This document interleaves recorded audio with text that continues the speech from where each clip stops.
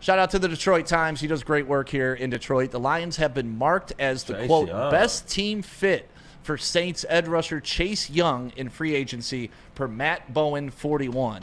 Of ESPN. And we don't have to give up 3 first-rounders to get him? Nope. Okay. This is the guy that 2 years ago everybody was saying this was the missing piece. The Lions need to get him to go into San Francisco to win that game. The Lions went in and they lost that game. Last play of the game, Chase Young made a play. Yep. He had an impact. Was it a big impact? No, but he had an impact.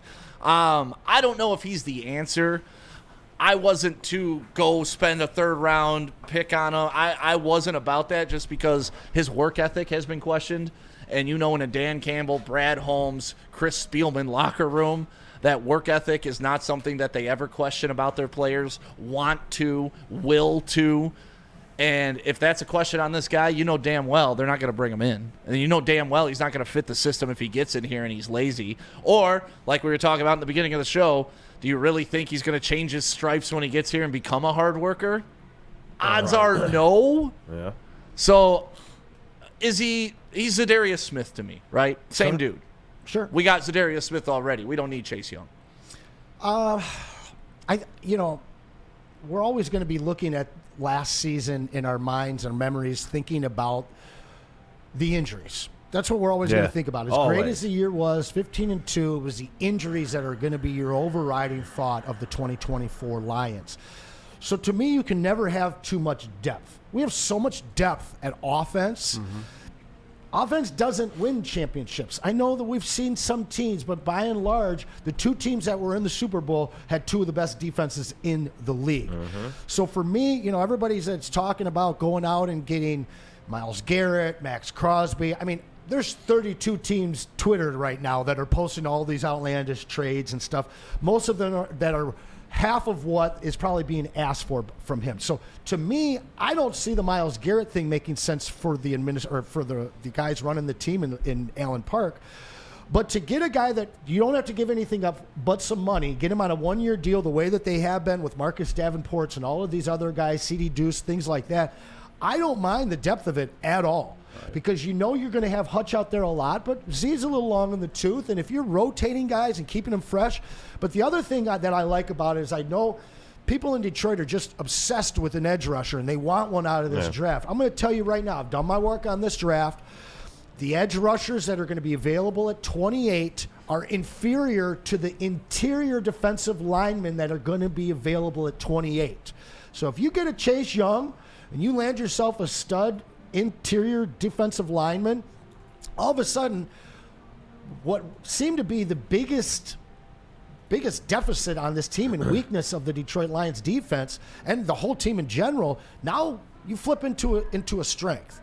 And if you've got guys rotating and we're putting pressure on a quarterback, makes your whole secondary look a lot better and makes the offense not have to work so damn hard. That's true. Yeah, and listen, we saw, if you can rush 4 and get pressure, it wins you Super Bowls, right? Easy. But I don't want to just throw everything at that and just start adding pieces just to add pieces. We got Chase Young. Okay, cool. How are we going to use it? And, looking at what he got last year, $13 million. What do you think he'd take this year, 9, 10? That's what they're saying. They're saying in 2025 he could earn $9 million and a $9 million dead cap hit. So are you willing to pay 10? Let's just call it 10, just for easy math and an easy conversation. Are you willing to pay $10 million for Chase Young? Do you think he provides that much of a difference for $10 million? Pete, can you throw that up in a poll? I can, but I also have something that could help you out. Okay. Our salary Lions cap? are 8th in salary cap space with $55 million and change. So you're willing to take 20% of your salary cap that you have left and give it to Chase Young? 20% of the salary cap. I'll throw that as the poll. For 1 year, yes, because we still have this window of great salary look. We've got guys that we need to re-sign, and it's 2026 where those numbers start looking a little scary. We paid Marcus Davenport $6.5 million for a half of football, right? 3 quarters maybe. I don't remember exactly when he went out of that game. But for an extra $3.5 million to have Chase Young do what we were hoping Marcus Davenport would be doing. But we know Davenport couldn't stay healthy. So to me, 1 year deal, prove yourself, I like it. I don't. I just don't think you're going to see enough out of him, and that's all. I mean, if this was Chase Young coming out of college, still number 2 overall pick, but there's a reason he's bouncing around teams.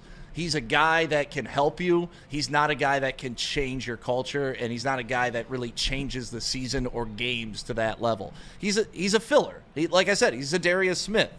He's 25. No. So no way. Chase Young's only 25 years old.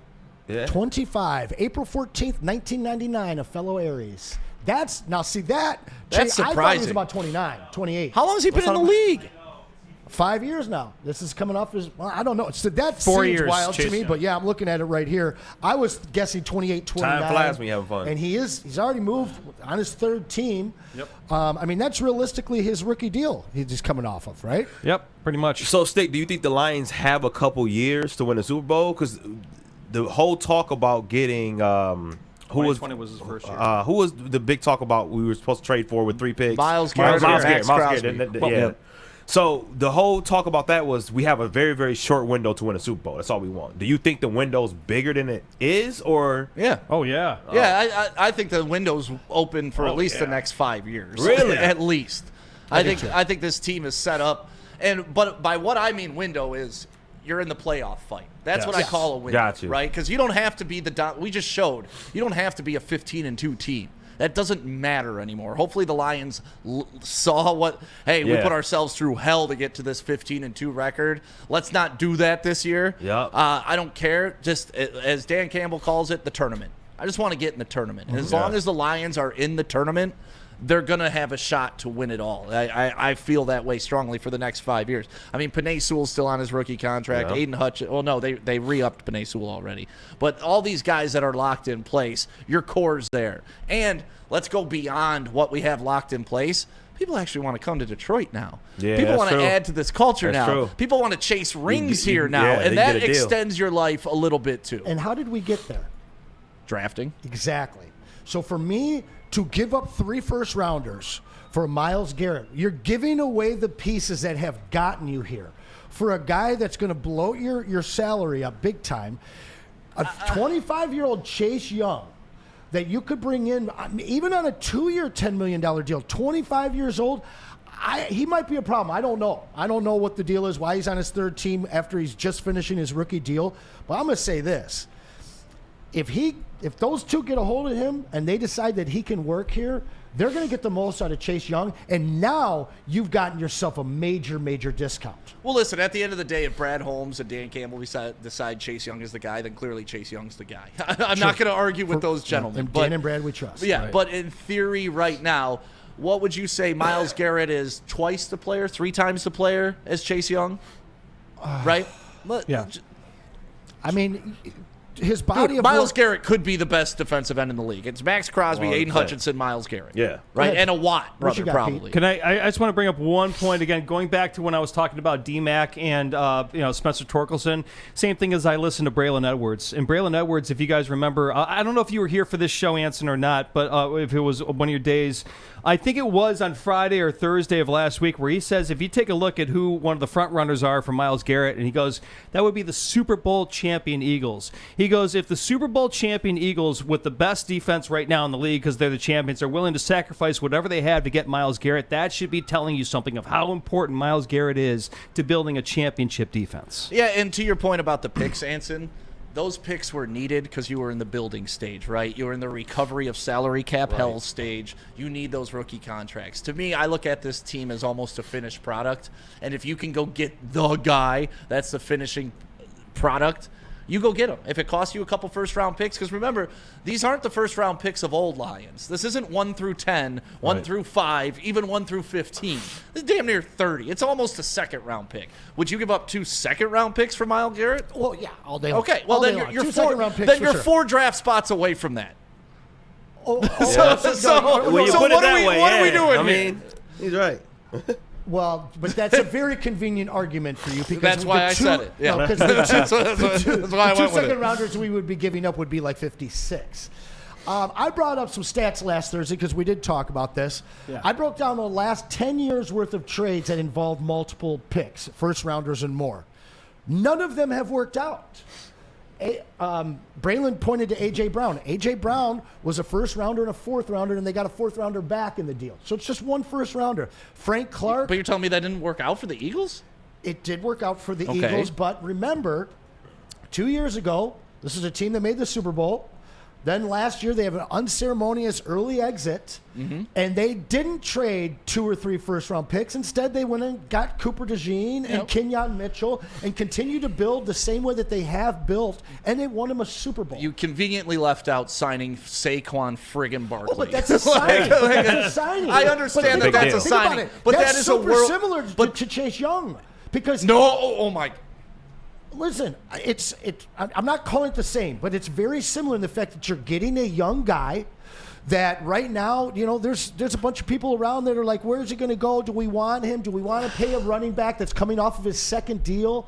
And this is the same type of deal. You got a young guy that we're wondering, do we want to sign him because he's been bouncing around some different spots? But you don't have to give anything up, Stick. And that's why I consider it so similar, because Philly gave up nothing but $10 million to get Saquon in the fold. Get a generational running back. Sure. He wasn't considered that his last 2 years in New York.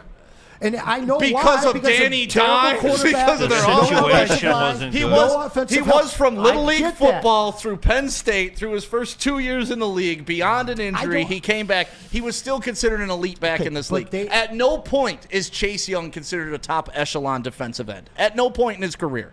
Except when he was at Ohio State, right? Well, I mean, college was a couple of years, people were pretty in Washington. Excited about him. They were excited, but he didn't perform.